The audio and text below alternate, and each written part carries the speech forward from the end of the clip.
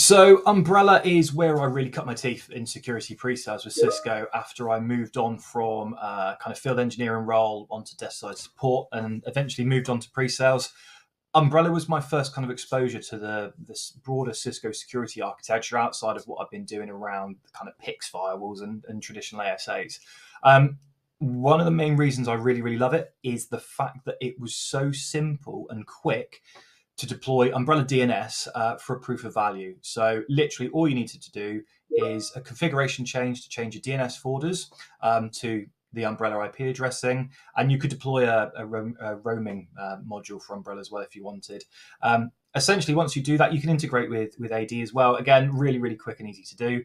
But essentially, that meant that anytime a user made an outbound DNS request, because they want to access something on the internet, Umbrella could see that DNS request. So because of the back-end threat intelligence that it gets from Talos, it knew an awful lot about that destination domain. And I always kind of look at this in two factors, security and content. So on the security front, it looks at lots and lots of different elements. How has that destination domain been viewed before? Has it had any reports of kind of malicious content on it, malicious code? Has it been associated with any ransomware campaigns, any phishing campaigns? Is it associated with command and control, crypto mining? Whoever registered that domain, have they been associated with other campaigns before? Has the neighboring IP addressing been used in any kind of prolonged threats? Loads and loads of different kind of factors that it would take into consideration. And essentially, if it was deemed to be malicious, it would just block the user from accessing that. If it was unknown, it would be proxied, and then it would, Cisco would make a determination on whether or not that was a safe destination domain. So security side, really powerful, really quick to implement. Lovely to see return on investment on that really, really quickly. From the content side of things, again, it doesn't just have to be around security because Cisco sees all of these DNS requests.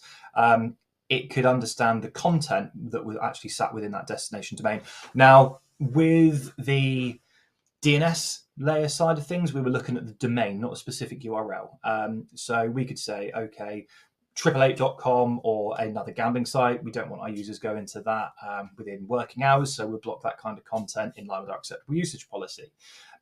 Customers did tend to go a little bit more lenient when they were putting policies in place for remote workers, but for proof of value, we often just use the default policy that was in place, not necessarily blocking anything, but you get visibility into all the destination domains that users are accessing. Umbrella DNS had a bit of an evolution into Umbrella SIG, or Secure Internet Gateway, where we started to add kind of full proxy capability with the Secure Web Gateway. We added CASB functionality. We had application visibility and control. We could put measures in place about uploads, downloads, specific apps we wanted to block, and also onto DLP as well. So we had another kind of layer that we could add DLP functionality. What other things do I love in there? They had remote browser isolation. So if you've got users who, for their role, have to access potentially iffy destination domains, you could do it in a sandbox environment. Again, likewise, another great use case for that was high-risk users. So your execs, often targeted for kind of spear phishing campaigns. Anytime they had to access one of those risky destinations, you could run it in a sandbox environment. So from the end user's perspective, it's just another tab in their browser, but there would be a little icon in the bottom corner that would indicate it's remote browser, essentially. Another thing, cloud malware analysis. So you could have an API hook in. For customers, this was traditionally normally SharePoint and OneDrive, that just basically meant that any time a file is uploaded or modified, it would be scanned by Umbrella to make sure that there's no malware within those environments. Customers loved it. Great return on investment on that time spent on a proof of value. Licensing wise, really straightforward. It's per user. There's some caveats around the acceptable use, fair usage policy and the amount of uploaded DNS requests you can make. I never had any users hit that. They've got different packages.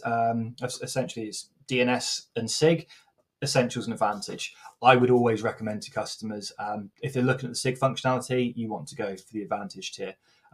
Any other questions, please feel free to drop me a message or give me a shout.